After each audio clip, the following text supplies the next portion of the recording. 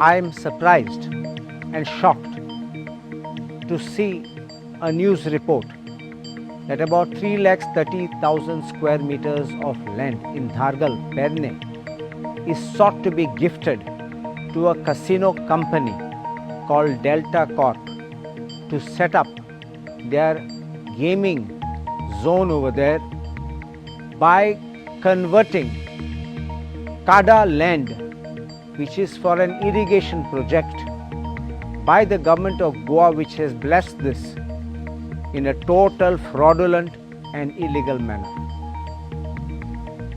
The Command Area Development Act was enacted with an intention to have and protect lands of farmers and to provide irrigation facilities. And that is how lot of lands were being given the facility of irrigation, and they were classified as CADA land for the purpose of giving them this irrigation water so that they could cultivate the lands, their fields, and be able to sustain agriculture. On the one side, the government of Goa has brought out a policy for agriculture which says that CADA land should not be converted, and on the other side, the government of Goa is in one stroke of the pen gifting away CADA land by purportedly denotifying it for purposes of a casino. First and foremost, I want to say that CADA land notified is pursuant to a scheme. There is a procedure under the Act where a scheme is prepared, lands are identified, and then the scheme is notified for objections. And after objections are received, the board, CADA board, approves the scheme with or without modifications.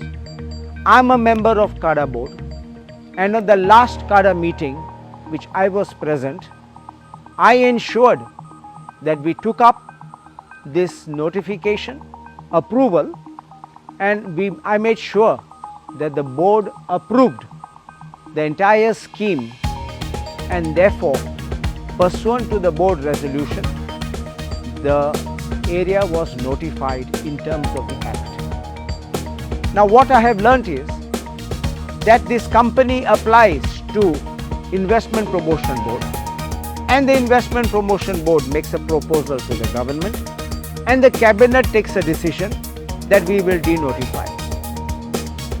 First thing I want to point out that when there is an act, whether of parliament or the state, when there is an enactment, there is a law. And when there is a law, you have to do it in accordance with that law. The law required preparation of a scheme, notification for objections, and then consideration by the board. And once the board considers it, it gets notified as an approved scheme. Cabinet has no power to override the CADA board constituted under a statute.